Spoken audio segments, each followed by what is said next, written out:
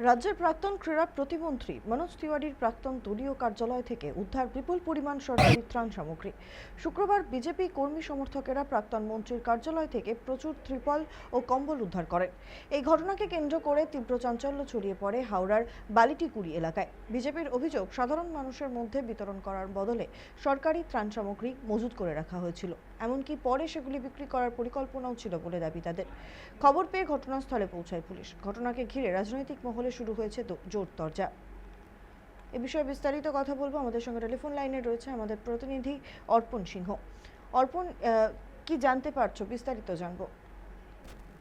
দেখো, যে বিষয়টি উঠে আসছে যে রাজ্যে পালা বদলের পর কিন্তু বিভিন্ন জেলাতে যে ছবি কিন্তু আমরা দেখতে পেয়েছি যে কখনো ডিম ছুঁড়ে মারা হচ্ছে যারা তৃণমূল কর্মী সমর্থক বা নেতারা তাদেরকে, এবং আরো যে জিনিস উঠে আসছে যে রাজ্যের একাধিক জায়গায় যে ত্রাণের যে শিবিরের যে তোমার দেওয়া হয়েছিল যে তিরপল, সেই তিরপল চুরির ঘটনা কিন্তু তারা অভিযোগ কিন্তু সামনে আসছে।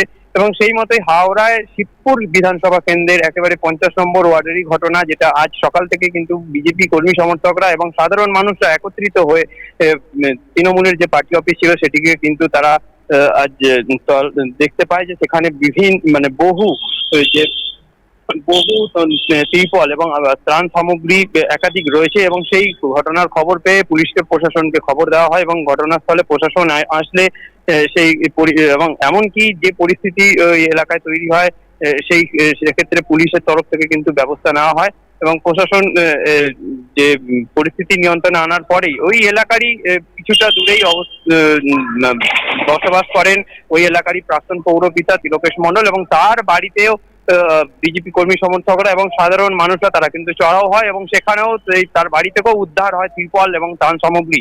এবং এই ঘটনার খবর একেবারে এলাকায় ছড়িয়ে পড়তেই তার বাড়িতে কিন্তু কর্মী সমর্থকরা এবং সাধারণ মানুষেরা যখন চড়াও হয়, যে অভিযোগ উঠে আসছে যে দীর্ঘদিন ধরে সাধারণ মানুষের এই ধরনের যে ত্রিপল তারা যে রেখে দিয়েছে তার বাড়িতে, সেই ঘটনার কিন্তু ক্ষোভ প্রকাশ করেছেন সাধারণ মানুষেরাও। এবং পুরো বিষয়টি প্রশাসন কিন্তু খবর পাওয়ার পরে প্রশাসন কিন্তু ভূমিকা নিয়েছে এবং পুরো যে ত্রিপল এবং ত্রাণ সামগ্রী যেগুলি পাওয়া গেছে সেগুলিকে একেবারে কিন্তু বাজেয়াপ্ত করা হয়েছে এবং প্রশাসন কিন্তু ইতিমধ্যেই সেই বিষয়টি নজরে আনছে। ধন্যবাদ অর্পণ সঙ্গে থাকার জন্য। রাজ্যের প্রাক্তন ক্রীড়া প্রতিমন্ত্রী মনোজ তিওয়ারির প্রাক্তন দলীয় কার্যালয় থেকে উদ্ধার বিপুল পরিমাণ সরকারি ত্রাণ সামগ্রী। শুক্রবার বিজেপি কর্মী সমর্থকেরা প্রাক্তন মন্ত্রীর কার্যালয় থেকে প্রচুর ত্রিপল ও কম্বল উদ্ধার করেন। এই ঘটনাকে কেন্দ্র করে তীব্র চাঞ্চল্য ছড়িয়ে পড়ে হাওড়ার বালিটিকুড়ি এলাকায়।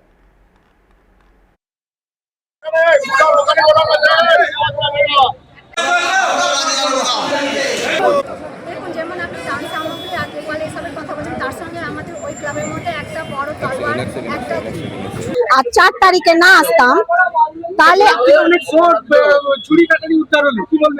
এটার জন্য তো পরিষ্কার বোঝা যাচ্ছে যে তারা সন্ত্রাসের একটা ষড়যন্ত্র করে রেখেছিল যে 4 তারিখে যদি আমরা না আসতে পারি, তা আমরা যদি আসি তাহলে বিজেপি প্রত্যেকটা কর্মীকে ধরে ধরে মারা হবে।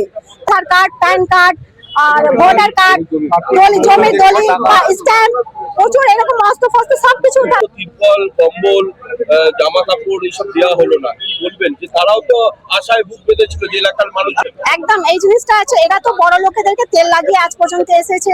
আমরা যখন এসেছি এরা হয়তো বুঝতে পারিনি যে আমরা আসবো, সেই জন্য এরা পুরো সব রকম ষড়যন্ত্র করে রেখেছিল যদি আমরা আসি।